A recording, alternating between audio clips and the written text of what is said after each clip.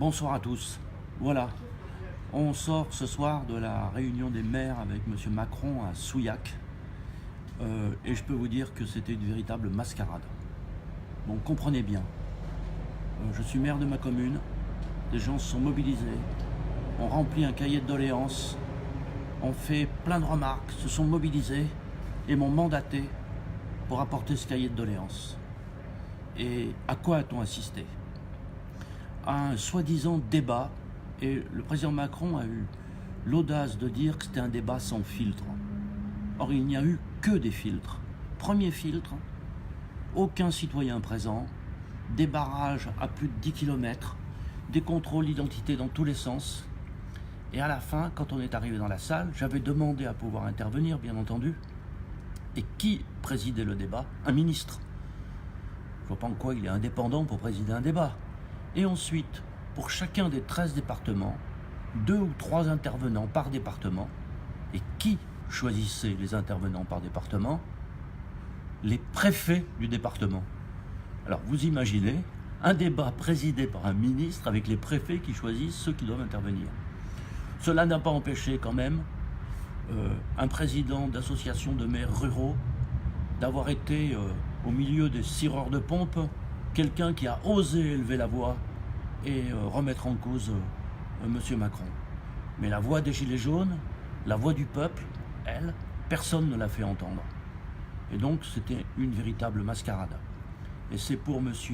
Macron un moyen de faire campagne, oui, de faire campagne, parce qu'on est dans une campagne électorale, clairement, en utilisant les moyens de l'État, des milliers de gendarmes, de policiers, tous les moyens de réception, toutes les autorités. J'étais impressionné par président de région, ministre, députés de toute la région qui étaient venus de La République En Marche, tous ces gens mobilisés pour entourer de petites centaines de maires dont une toute petite partie n'a pu parler. Donc nous avions joué le jeu. Nous avons dit nous allons répondre à l'invitation. Et les administrés de ma commune ont dit on va aller porter nos revendications. Et puis en fait, on s'aperçoit qu'il n'y a pas de débat. Donc la mobilisation des citoyens pour leurs revendications doit se poursuivre et doit se faire sous toutes les formes nécessaires de manière pacifique. Mais ne comptez pas sur ce débat officiel pour être entendu. Il faudra passer par d'autres expressions pour pouvoir faire entendre notre voix. J'ai été frappé que dans toutes ces présentations, notamment de M. Macron, il y a une chose qui domine. Je ne changerai pas de cap. Il maintient ce qu'il appelle la politique de l'offre et il maintient son refus de faire payer les plus riches. Et il maintient cette idée que si nous voulons obtenir quelque chose, ça sera en diminuant un autre service public, une autre aide sociale.